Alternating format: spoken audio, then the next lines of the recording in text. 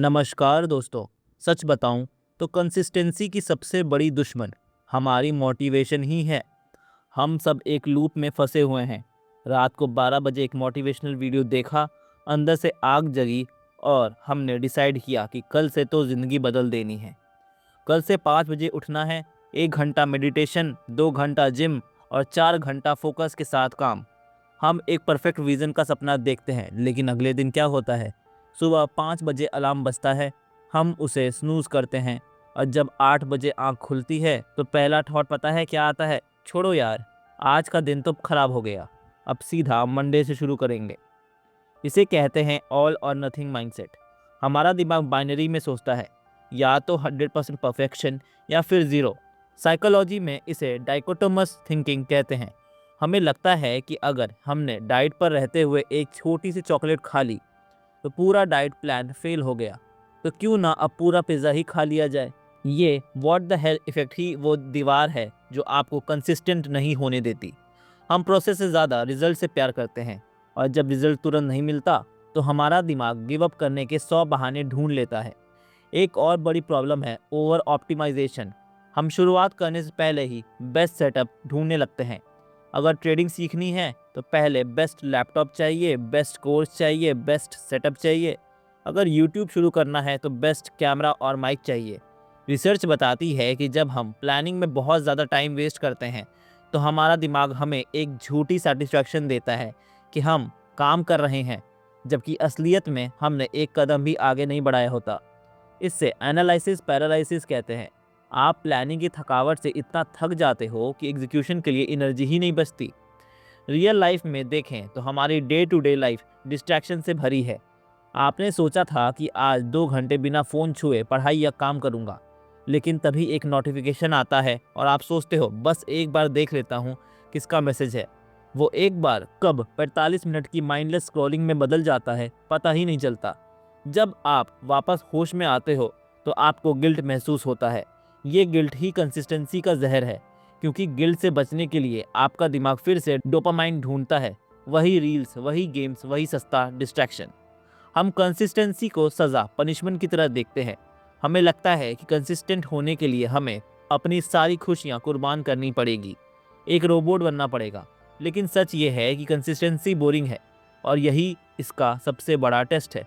James Clear अपनी book Atomic Habits में कहते हैं कि the greatest threat to success is not failure but boredom. जब काम नया होता है तो एक्साइटमेंट होती है, लेकिन जब वही काम रोज़ रोज़ करना पड़ता है बिना किसी बड़े रिजल्ट्स के, तब असली गेम शुरू होता है। हमारा दिमाग सर्वाइवल मोड में डिज़ाइन हुआ है। पुराने ज़माने में दिमाग का काम था एनर्जी बचाना ताकि खतरे के वक्त काम आए। आज कोई शेर पीछे नहीं पड़ा है, लेकिन हमारा दिमाग अभी भी वही पुराना है। वो हर मुश्किल काम जैसे जिम या डीप वर्क को एक खतरा समझता है और हमें कंफर्ट जोन में वापस खींचता है। इसलिए जब आप कंसिस्टेंट होने की कोशिश करते हो तो आप अपने दिमाग के बेसिक इवोल्यूशन से लड़ रहे होते हो। तो प्रॉब्लम आप में नहीं है, प्रॉब्लम उस अप्रोच में है जो आपने आज तक फॉलो की है। हम मोटिवेशन के भरोसे बैठे रहते हैं, जबकि मोटिवेशन एक बिन मौसम बारिश जैसा है, आई और गई।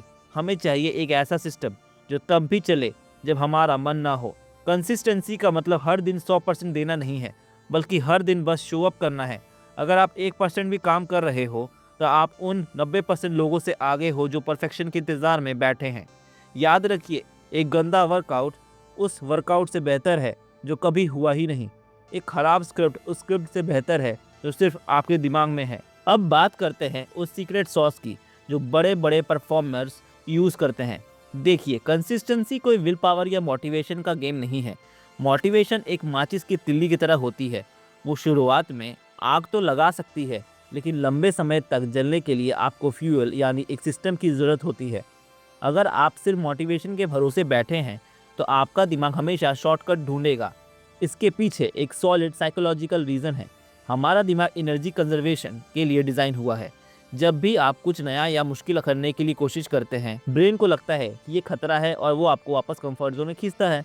इस फोर्स को तोड़ने के लिए हमें 2 पावर हाउस टेक्निक्स का सहारा लेना होगा। First, the 2 minute rule, breaking the activation energy barrier.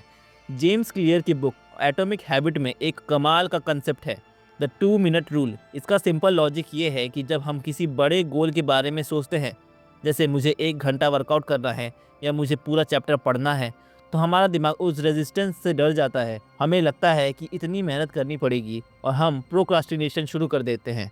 लेकिन अगर आप अपने गोल को इतना छोटा कर दें कि उसे करने में सिर्फ 2 मिनट लगे, तो दिमाग को रेजिस्टेंस फील ही नहीं होगा। एग्जाम्पल के लिए 10 किलोमीटर दौड़ने की जगह सिर्फ रनिंग शूज़ पहनने का गोल रखो।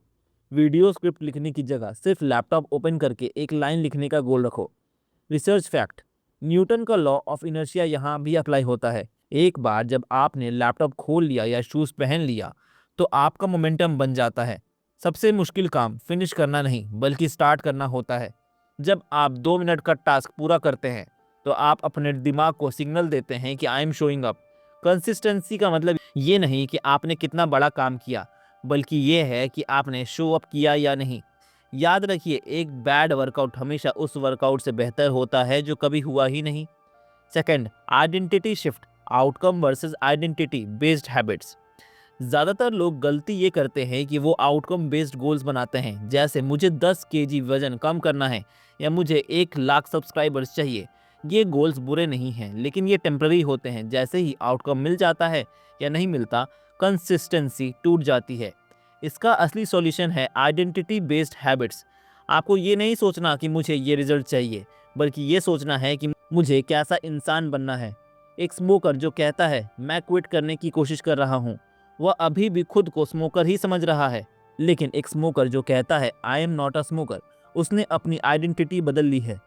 जब आप ट्रेडिंग कर रहे हैं या कंटेंट क्रिएट कर रहे हैं, तो खुद से कहें मैं एक डिसिप्लिन ट्रेडर हूँ या मैं एक प्रोफेशनल क्रिएटर हूँ।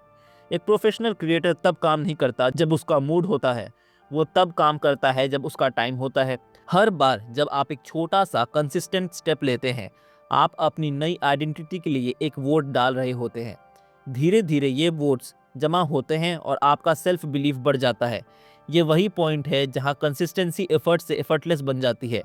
Third, implementation intention, the if then logic. Science कहती है कि जो लोग अपने प्लान को स्पेसिफिक बनाते हैं, उनके सक्सेसफुल होने के चांसेस 300% तक बढ़ जाते हैं। इसे कहते हैं इम्प्लीमेंटेशन इंटेंशंस। हम अक्सर बोलते हैं मैं कल से एक्सरसाइज शुरू करूंगा। ये बहुत वेग है। इसकी जगह आपको एक फॉर्मूला फॉलो करना है। एग्जाम्पल, मैं सुबह 7 बजे अपने बेडरूम में 10 पुशअप्स लगाऊंगा। जब आप टाइम और जगह फिक्स कर देते हैं, तो आपके दिमाग को डिसाइड नहीं करना पड़ता, उसे सिर्फ एग्जीक्यूट करना पड़ता है। इससे आपकी डिसीजन फैटिग कम हो जाती है। अब तक हमने माइंडसेट और साइकोलॉजी को समझ लिया, लेकिन अब सवाल आता है लाइफ हैपेंस। कभी आप बीमार पड़ोगे, कभी घर में गेस्ट आ जाएंगे या कभी बस मन नहीं करेगा। तो ऐसे में कंसिस्टेंसी को टूटने से कैसे बचाएं? यही वो जगह है कि जहां 99% लोग हार मान लेते हैं। पार्ट 3 में हम बात करेंगे उस एग्जीक्यूशन की जो आपको बाकी लोग से अलग खड़ा करेगी। First, the never miss twice rule, the safety net. Consistency का सबसे बड़ा दुश्मन है परफेक्शनिज्म। हम सोचते हैं कि अगर एक दिन मिस हो गया तो पूरी चेन टूट गई। अब क्या फ़ायदा? इस माइंडसेट को ख़त्म करने के लिए एक रूल बनाएं, नेवर मिस ट्वाइस। गलती से एक दिन मिस होना एक एक्सीडेंट है, लेकिन लगातार 2 दिन मिस होना एक नई हैबिट की शुरुआत है। अगर किसी इमरजेंसी की वजह से आज आप अपना 2 मिनट टास्क नहीं कर पाए, तो कोई बात नहीं, लेकिन अगले दिन आपको किसी भी हाल में वो काम करना है।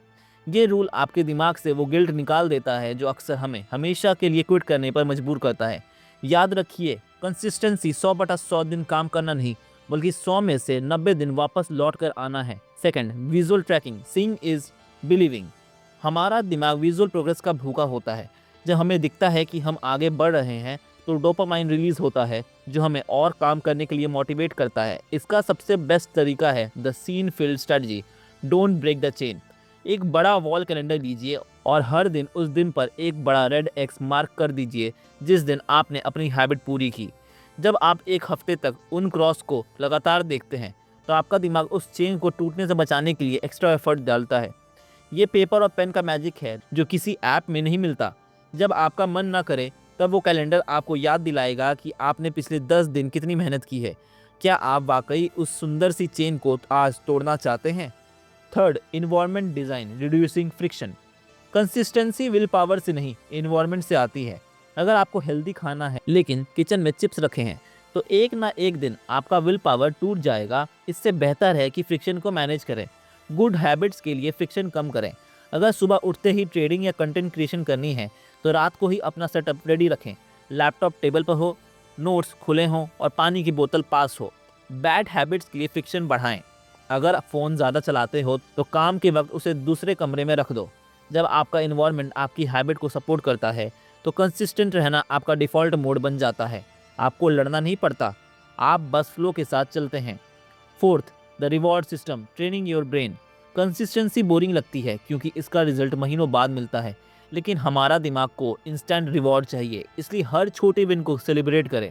जब आप अपना डेली टास्क पूरा करें तो खुद को एक छोटा रिवॉर्ड दें, चाहे वो 5 मिनट का फेवरेट म्यूजिक हो या एक कप अच्छी कॉफ़ी।